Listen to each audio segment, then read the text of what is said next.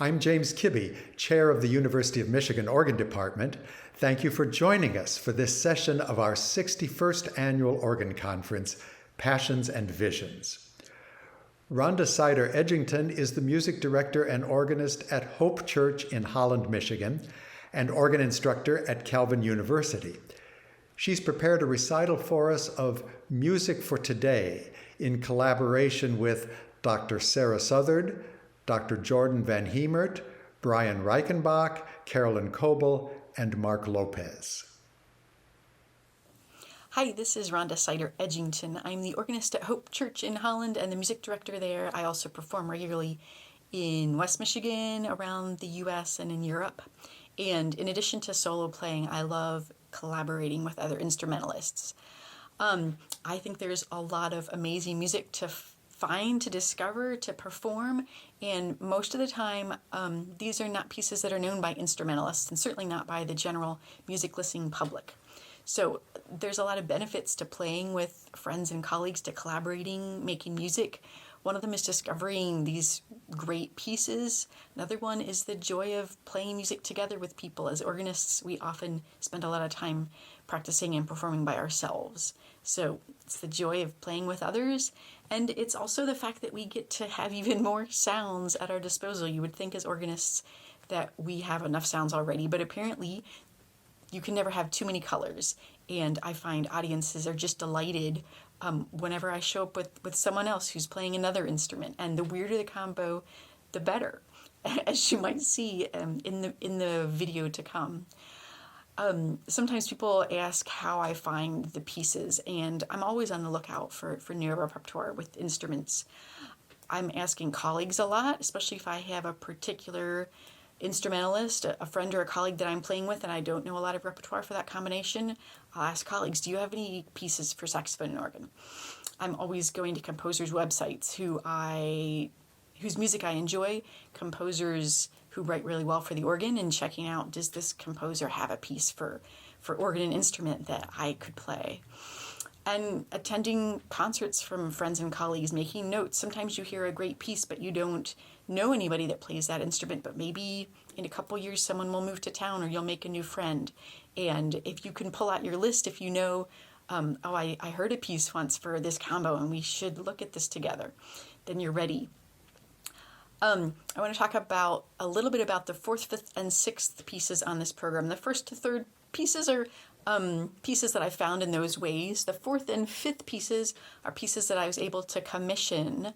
The Brenda Portman piece for organ and trumpet was made possible by a friend and music lover here in Holland who heard Brian and I play a concert once, and he contacted us and wondered if he could commission a piece in dedication of someone who was important to him. He had a couple hymn tunes he really wanted to incorporate in that, and Brenda was really gracious in agreeing, so we have a really fun new piece for organ and trumpet now. The fifth piece by Carson Cooman was written for a concert that I was organizing. We wanted kind of a touchstone finale piece for all the instruments involved. And this piece was able to be commissioned thanks to a grant from the San Francisco AGO chapter. They have a special commissioning grant project that we were able to receive. So that made both those pieces possible. The fifth and sixth pieces are quite unusual in that they were part of a program that I organized that took place in 2019 and 2020. We did 3 different performances of this program. It was all music for Japan, for the organ and percussion instruments. And that came about because I heard the sixth piece, the Fujin Raijin, probably 15 years ago in Germany. I heard it performed by an organist, a wonderful performer, and I knew nothing about Taiko drums at the time. I didn't really understand the piece, but I found it fascinating and that the sounds were incredible. I loved watching the taiko player and hearing everything that happened in the piece. And I saved the program, I circled the title, and I stuck it in a box somewhere. I didn't think again of that piece until years later when I moved to West Michigan and coincidentally kept bumping into taiko ensembles. I heard a number of taiko ensembles and that piece came back to mind. I love watching taiko players play. I always thought the organ was a physical instrument and that we were pretty loud, and these guys definitely give us a run for our money. So I had a whole adventure trying to track down the score for this piece, talking to different taiko players, finding someone who was up for the adventure of playing a really crazy piece. And when I found Carolyn, we came up with this idea of putting a whole program together of music from Japan for not only taiko and organ, but also incorporating marimba, which has a big history of Japanese music. So I'll say a little bit more about Fujin Raijin. Fujin is the god of thunder, and other way around. Raijin is the god of thunder, and Fujin is the god of wind. And at a lot of Shinto shrines, you see Raijin depicted with a taiko drum. And when you hear the drums, they sound just like thunder. So this is a brilliant idea on the part of the composer for the organ to be the god of wind. This piece is a really evocative, atmospheric kind of piece. Certainly the first movement and all of it. The second movement is more esoteric, and that's when I need to use the portative organ to get some of the mechanical action effects, which I think sound a lot like frogs and crickets, and I apparently that's something that is also depicted not uncommonly in Japanese music, these kind of nature sounds. I have found that audiences respond really incredibly to this piece. It's a piece that has a lot of dissonance, that is not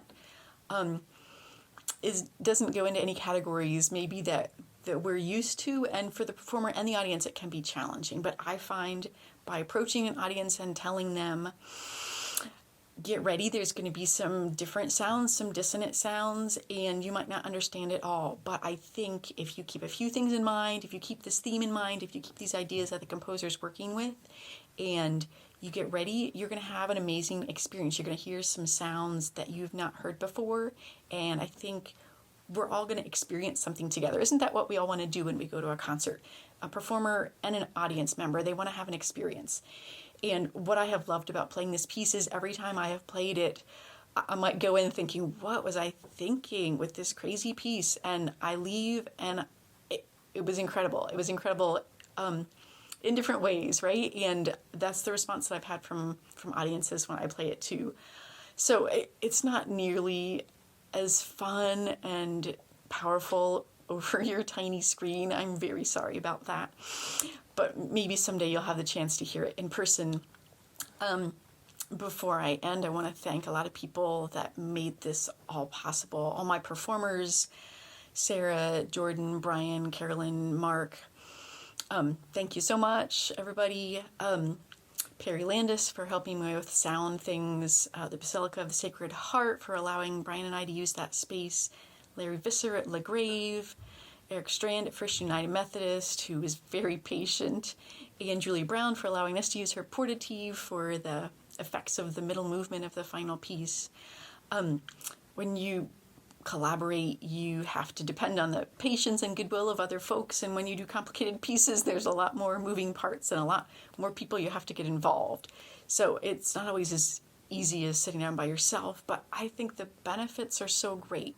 So I would encourage each of you, whether you already play a lot of chamber music or you don't, that it's such a fun way to make music together. It's such a way to expand our repertoire and the sounds that we get and the experience that we're bringing to audiences. So I hope you enjoy the pieces coming up, and I hope you stay on the lookout for new pieces for organ and instruments. Thank you.